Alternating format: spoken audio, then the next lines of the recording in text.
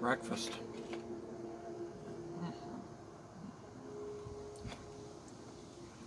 Break up the bread here. Get the naan on the bottom, and egg and summer sausage and onion.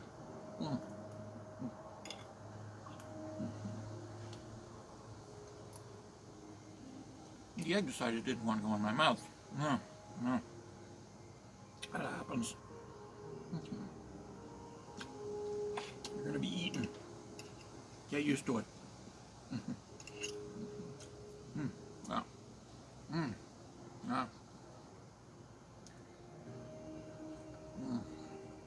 Oh, it is a lovely day. Almost the end of July.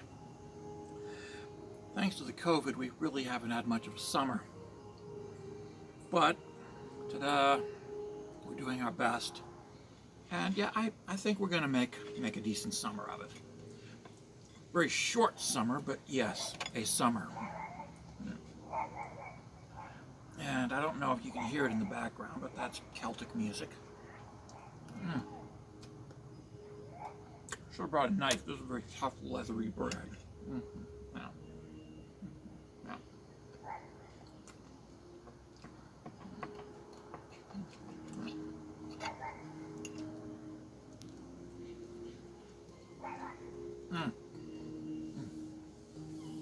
It is good. It is very good.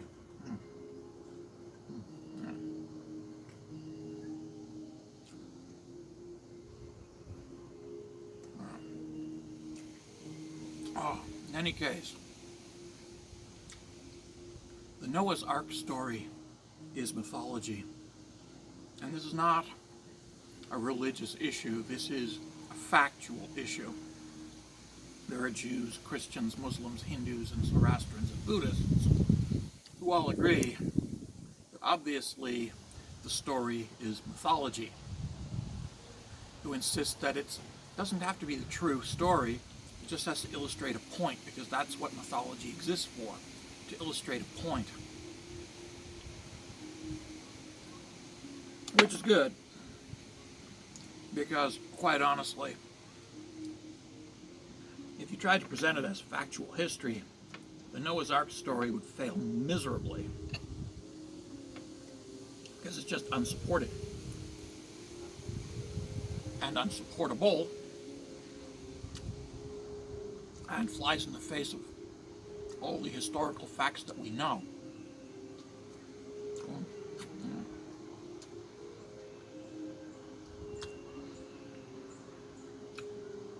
The flood myth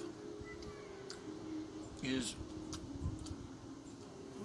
not a matter of history, it's a matter of mythology. Noah never existed, and in fact the Noah's Ark story is lifted from the older Gilgamesh epic, which dates back nearly 1,000 years earlier.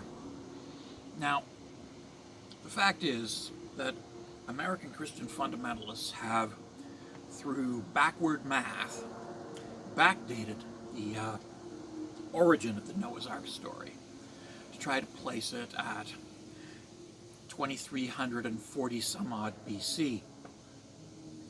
The problem with this is that it placed it right in the middle of the height of the Egyptian pyramid building craze, and right in the middle of early China, and right in the middle of the Sumerian history, and dare I say it, the Indus Valley civilization. And there are civilizations up and down the Andes Mountains that are all busy doing their things, having their own culture, their own distinct cultures during this period, and none of them show a break during this period. None of these cultures appear to have broken during this period, and none of them appear to have been replaced. In fact, the continuity of culture for the Andes Mountains goes back to 4000 BC and continues right up until the 1500s, when the Spanish marched in and conquered them.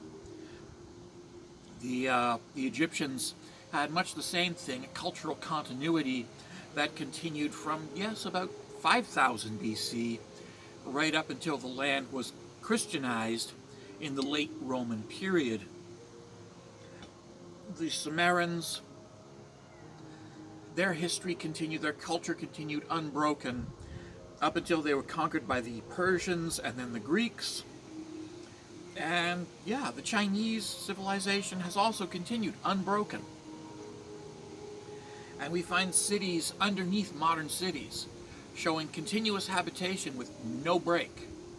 None. These cities were never abandoned, they were never flooded, and the oldest ruins go back to, 4,000 BC, 5,000 BC. So yeah, a global flood in 2345 to 2350 BC doesn't seem to be global.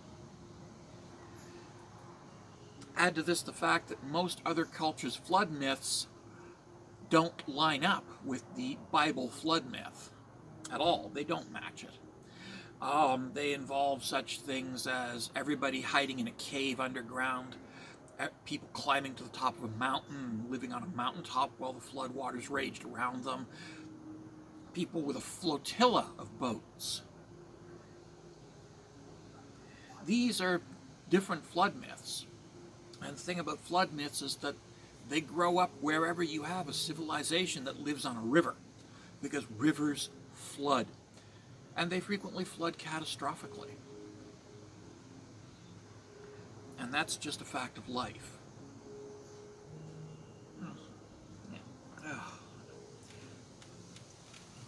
So if you have civilizations that grow up on a river,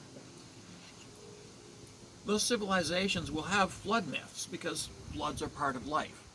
Floods are a normal thing. These people will know about floods.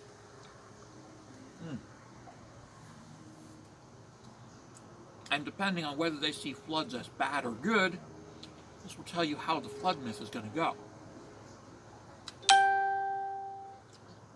For the Egyptians, the flood is a good thing because it makes the land fertile. It's when the goddess Isis weeps and the water rises and the land becomes fertile. It's a very important part of Egyptian mythology. Their catastrophes are when the flood fails and the land turns to desert.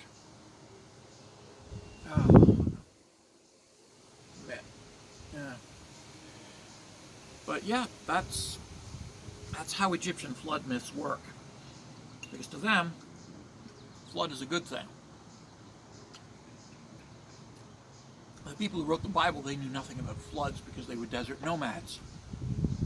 But they acquired a flood myth from the Sumerians via the Babylonians, the Gilgamesh epic.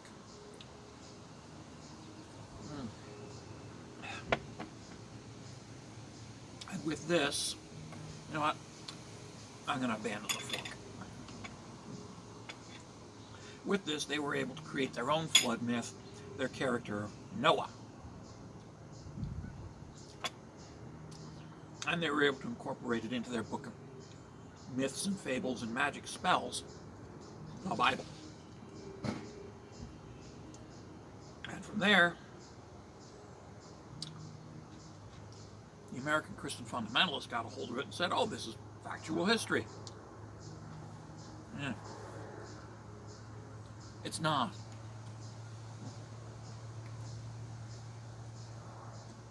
It's mythology.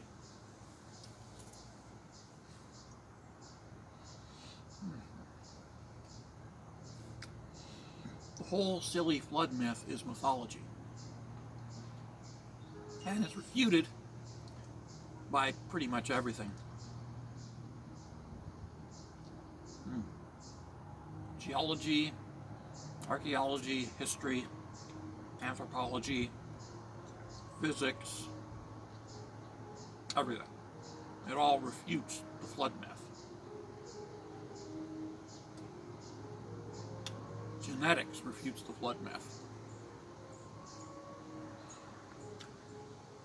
So what American Christian fundamentalists have to do is they then have to invoke magic, miracles as they call it. It's magic, okay? It's magic. Oh.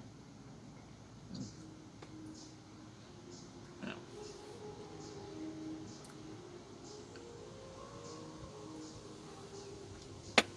Or conversely, they can simply deny the obvious, make excuses for the obvious, lie shamelessly,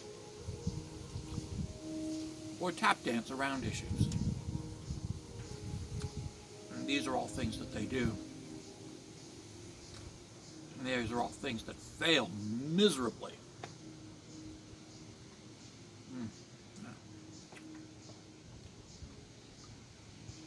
Unfortunately, though, there will always be a nucleus of people who are that ignorant, that frightened, and that pathetic that they will buy whatever these snake oil salesmen are selling. And that's just the way it is.